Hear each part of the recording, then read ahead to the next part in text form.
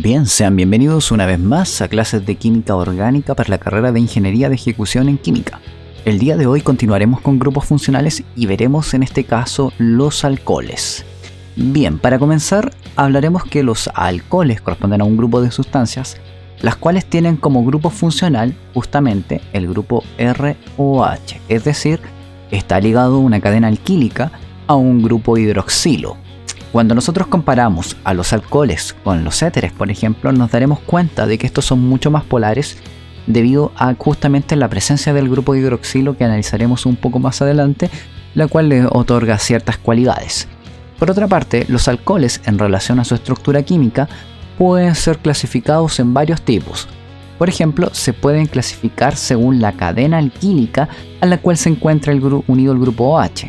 Así vamos a tener los alcoholes tradicionales, los fenoles donde el grupo alcohólico se encuentra unido a un anillo aromático y finalmente tenemos los enoles, en los cuales el grupo alcohólico se encuentra unido a un alqueno, a un doble enlace, y a estos últimos se les llaman enoles. También los podemos clasificar según la cantidad de sustituyentes presentes justamente en el carbono al cual se encuentra unido el grupo alcohol. En este sentido, vamos a encontrar de que existen grupos, o mejor dicho, alcoholes que los vamos a conocer como primarios, donde solamente existe un solo grupo radical, un solo grupo, digamos, sustituyentes. En el caso de un alcohol secundario, donde ya tenemos solamente dos grupos, digamos, sustituyentes y solamente un átomo de hidrógeno. Y finalmente ya tenemos un alcohol terciario, donde todos los grupos unidos al carbono son grupos sustituyentes.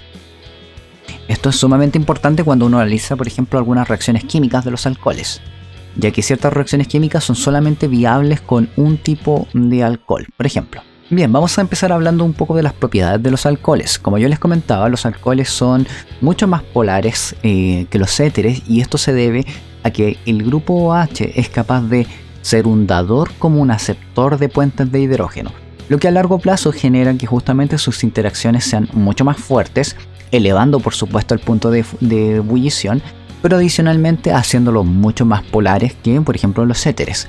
Sin embargo, esa característica de la polaridad va a depender mucho del grupo R, como veremos más adelante. Ahora bien, en general, como les menciono, estos puentes de hidrógeno tienen un valor aproximadamente de 5 kilocalorías por mol.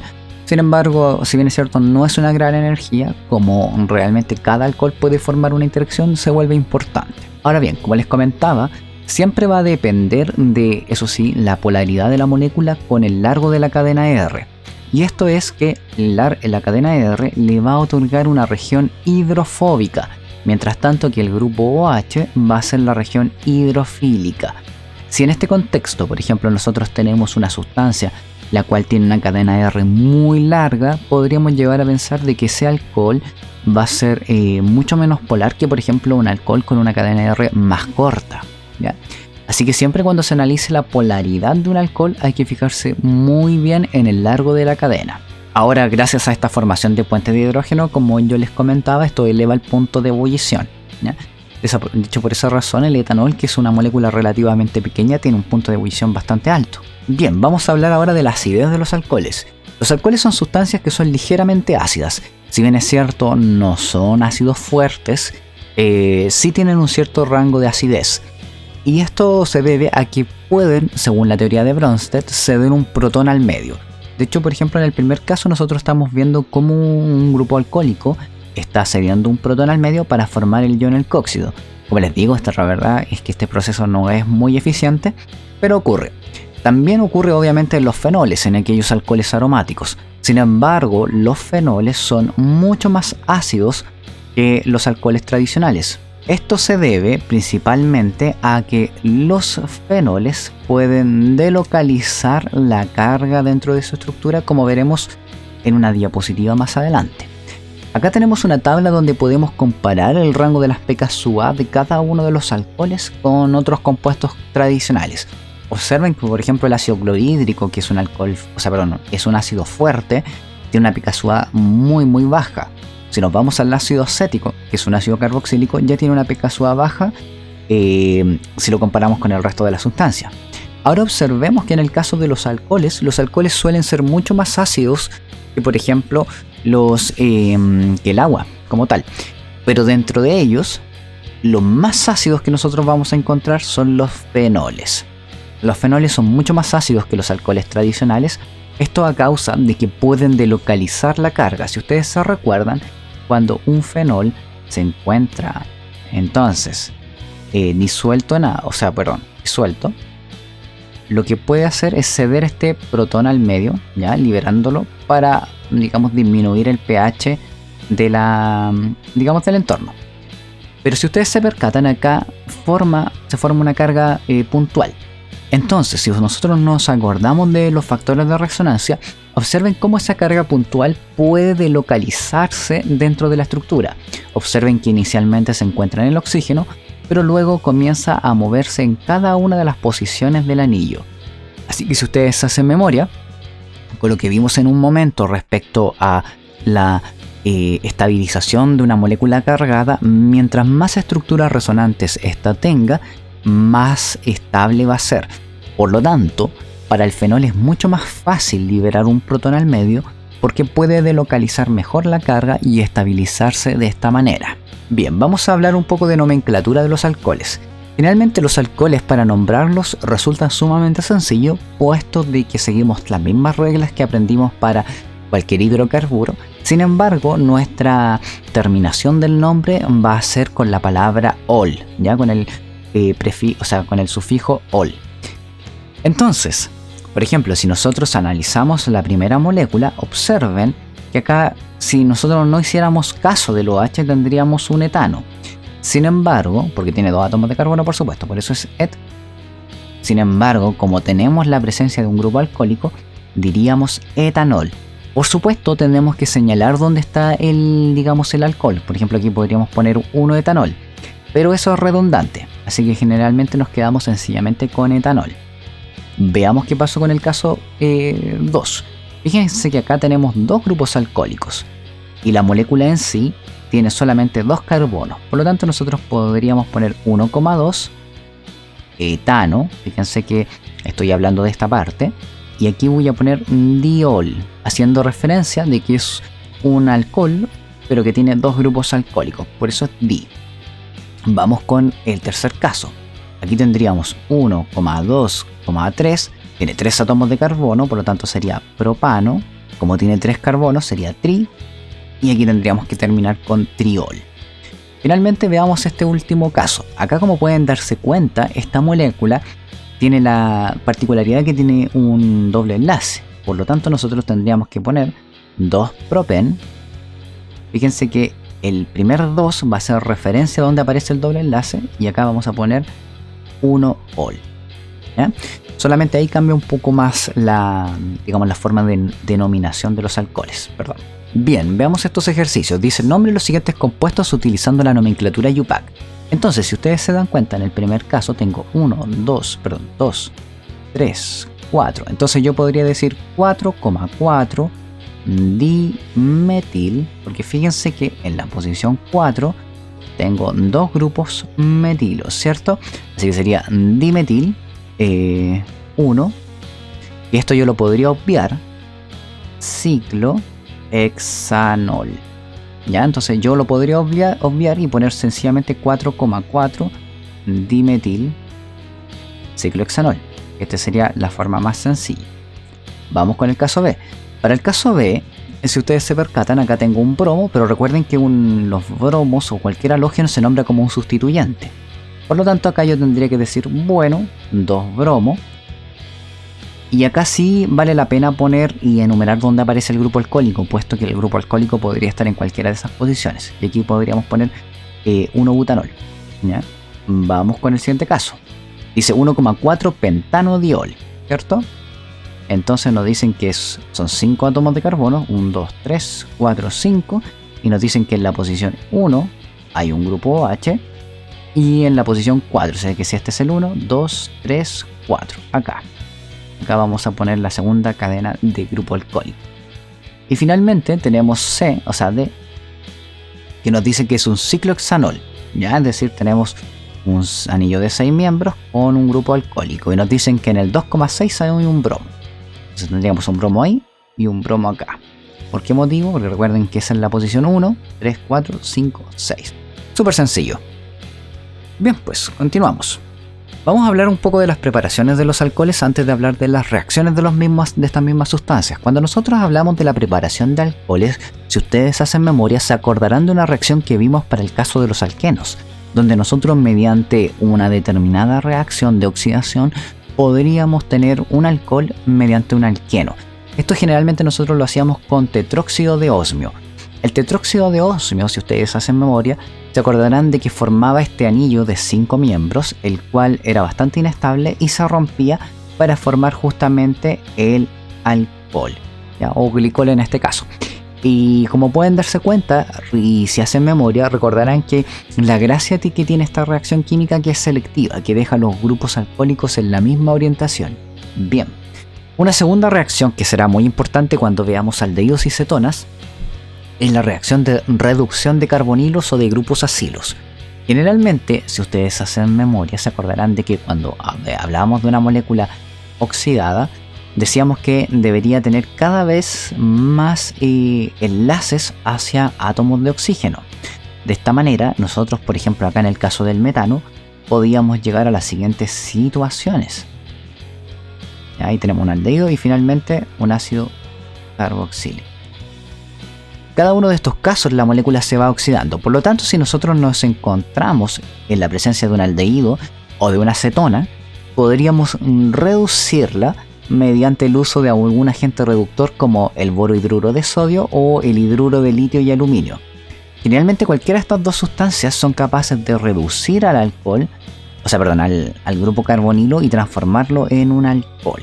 Esa es una reacción nueva que, digamos, profundizaremos un poco más cuando veamos aldehídos y cetonas.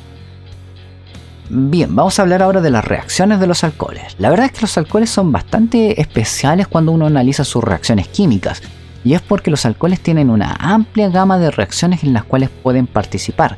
De hecho, en una reacción de sustitución nucleofílica, nos vamos a dar cuenta que el alcohol puede ser tanto el nucleófilo como el electrófilo.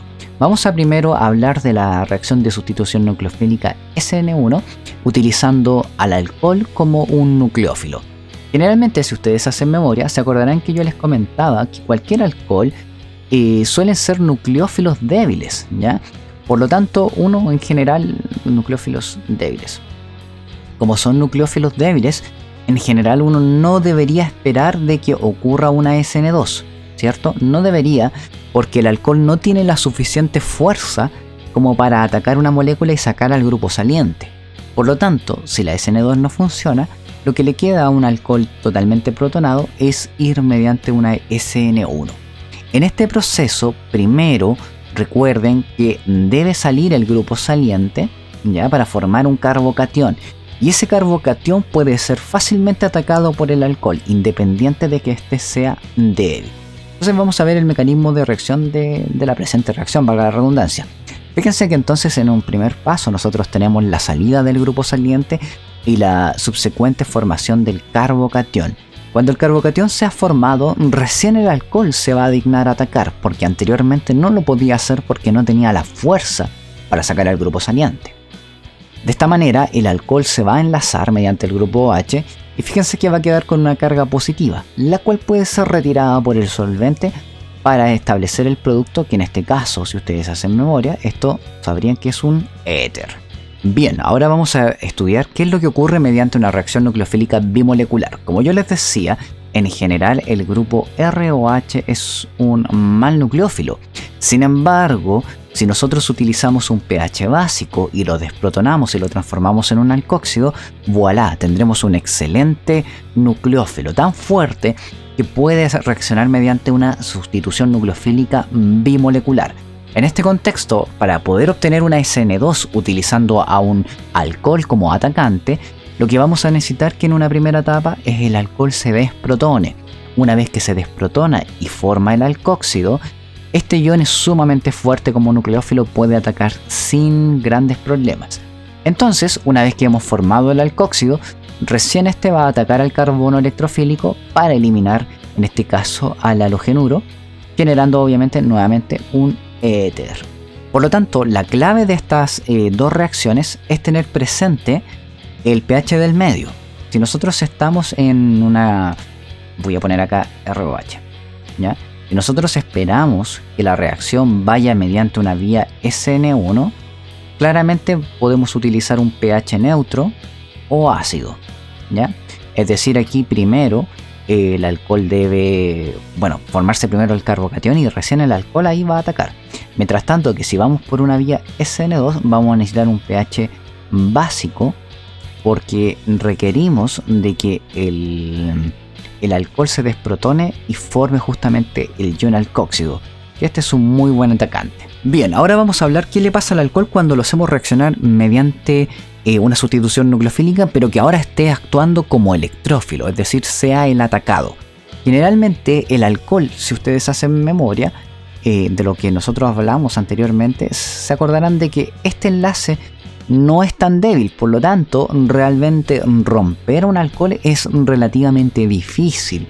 La verdad que el grupo OH es un mal grupo saliente y romper justamente ese enlace, como les digo, es complejo. Sin embargo, nosotros podemos favorecer esta reacción mediante el pH del medio. Esto es, si nosotros protonamos al alcohol, por ejemplo en medio ácido, nosotros tenemos por ejemplo acá medio ácido, vamos a hacer que justamente esto se protone, quede con carga positiva y por lo tanto pueda salir con facilidad, digamos, de la molécula, generando en este caso la posibilidad de un ataque mediante una sustitución nucleofílica bimolecular. Lo podemos sacar con facilidad a la molécula de agua. De hecho, yo les podría comentar que las reacciones cuando se prepara, por ejemplo, caramelo, el azúcar se le añade un poco de limón con la finalidad justamente de bajar del pH del medio, protonar los grupos hidroxilos del azúcar y posteriormente pasar a una reacción la cual más adelante conoceremos como eliminación. Mientras tanto solamente estamos viendo la sustitución. Entonces, si acá el alcohol está funcionando como electrófilo, primero debemos protonar el grupo OH y posteriormente realizaremos el ataque nucleofílico, lo cual implicará la salida del alcohol como agua y la formación de un nuevo producto. Ahora la pregunta que ustedes pueden hacerse es cómo identificar si el alcohol está funcionando como un nucleófilo o como un electrófilo. La respuesta a eso es bastante sencilla, tienen que ver qué enlace se está rompiendo. Si el enlace que se rompe es aquel que está entre el oxígeno y el hidrógeno, diremos que el alcohol está participando como un buen nucleófilo, ¿ya? Mientras tanto que si ustedes se percatan que el enlace carbono-OH es el que se rompe, ahí tendríamos que el alcohol se va a comportar como un electrófilo. Recuerden que cuando me hago referencia al alcohol me refiero a toda la molécula unida al grupo hidroxilo. Continuemos. Ahora que hemos visto la sustitución de un alcohol, vamos a ver un proceso o una serie de reacciones adicionales, las reacciones de eliminación. Como ustedes deben recordar, cuando vimos alquenos, vimos las reacciones de adición, ¿ya? Cuando vimos halogenuros, vimos las reacciones de sustitución. Así que con los alcoholes, ahora vamos a ver las reacciones de eliminación. Estas serían las tres reacciones que hemos visto hasta la fecha. La reacción de eliminación es un proceso mediante el cual nosotros vamos a abstraer un grupo saliente y adicionalmente un átomo de hidrógeno para formar un doble enlace, es decir, para formar un alqueno. ¿Y esto lo podemos lograr con los alcoholes? Sí, totalmente, mediante procesos comunes como las deshidrataciones. Como yo les decía, cuando uno transforma azúcar mediante a caramelo, generalmente estamos produciendo reacciones de deshidratación. Al igual que lo que pasaba con las sustituciones nucleofílicas, las eliminaciones existen de dos maneras, la eliminación unimolecular y la bimolecular. Partiremos con la eliminación unimolecular. En una reacción unimolecular, lo que nosotros primero tenemos que hacer es lograr que el alcohol salga como grupo saliente. Y como ya lo aprendimos para la sustitución, lo que nosotros deberíamos permitir acá era que utilizar un medio ácido, puesto que el medio ácido va a ser el que nos va a permitir que justamente la molécula de agua pueda salir de la molécula. Ya si no tenemos en este caso un medio ácido, probablemente no logremos la reacción, porque recuerden que, como yo les decía, el grupo ROH es un grupo bastante resistente. Así que con medio ácido podemos lograr esto, ¿ya? Y fíjense que ahora lo que va a ser justamente el solvente del medio no es volver a unirse al carbocatión, sino que va a atacar a un protón vecino para abstraerlo y formar así finalmente el alqueno.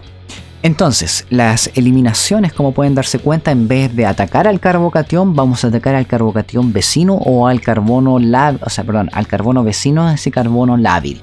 De esta manera nosotros podemos, al abstraer ese grupo, formar un alqueno, formar un doble enlace. Ahora, como yo les comentaba, las reacciones de eliminación unimolecular, si ustedes pueden darse cuenta, hay una etapa limitante de la velocidad, que va a ser, y por eso recibe ese nombre, que va a ser justamente la salida del carbocatión. La etapa limitante en la que nos va a decir esta va a ser como la energía que usted requiere para que la reacción pueda llevarse a cabo es justamente la salida del grupo saliente. Y posteriormente, una vez que el grupo saliente ha salido, vienen los pasos que son menos energéticos, que es donde se ataca a la molécula resultante para formar el producto final, que en este caso la molécula de agua va a ser el atacante y va a atacar al protón adyacente para formar el producto de eliminación. Acá tenemos un perfil de energía donde se muestran justamente todas las etapas vistas durante este proceso. Fíjense que la primera curva de energía corresponde a la protonación del alcohol. Sin embargo, la etapa que limita la velocidad y la que cuesta más energía poder producir es sencillamente la salida del grupo OH, es decir, que este enlace comience a romperse. Posteriormente vamos a formar el carbocatión, que va a estar en este pozo de energía, y luego viene una segunda etapa de transición donde el grupo OH, la molécula de agua que salió de la reacción va a volver a atacar, pero esta vez al protón adyacente. Entonces, en la medida que se va formando este enlace nuevo y este se va rompiendo, pasamos por un estado de transición y posteriormente caemos al pozo de energía de los productos.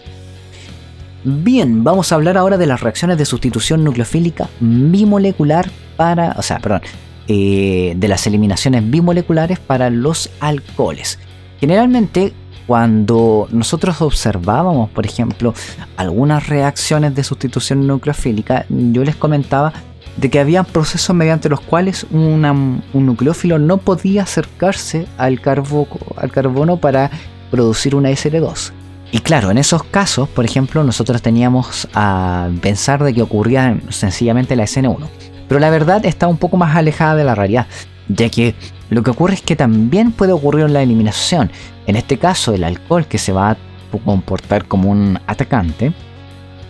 Fíjense que en este caso, este es un alcóxido todo esto, pero fíjense que ese alcóxido, en vez de acercarse y atacar justamente al carbono al cual se encuentra enlazado el halógeno, lo hace a un hidrógeno vecino para poder producir el doble enlace.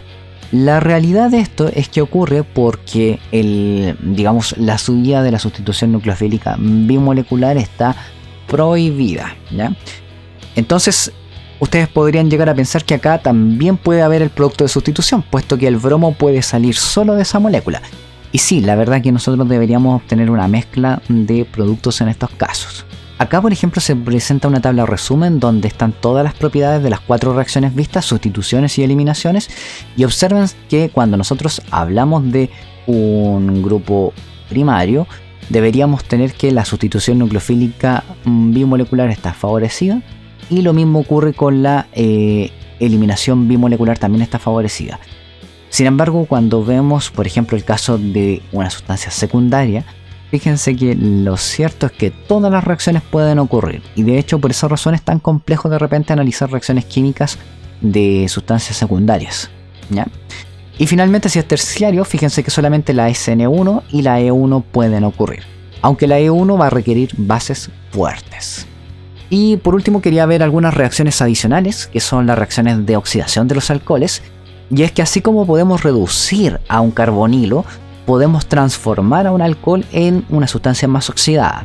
Y esto lo podemos llevar a cabo mediante varios componentes, por ejemplo, que puede ser el permanganato de sodio, el dicromato de sodio y el clorocromato de piridinio.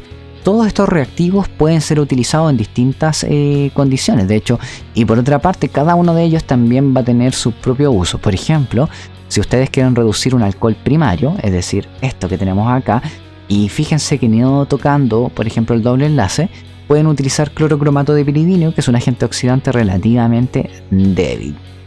Y cuando sean casos donde la reacción requiera de mucho más energía y sea una reacción mucho más en términos energéticos costosos, pueden requerir o utilizar dicromato de potasio o el mismo permanganato. Lo cierto es que acá si hubiera un doble enlace también se vería afectado. Finalmente, me queda por decir que cuando nosotros tenemos un alcohol terciario, ahí la oxidación está difícil porque tendríamos que romper un poco más la molécula. ¿Ya? Y bueno, hasta aquí dejaríamos la clase del día de hoy. Continuaríamos la próxima con clases de aromáticos y aromaticidad en general. Así que cualquier duda que tengan pueden escribirme. Que estén muy bien. Saludos.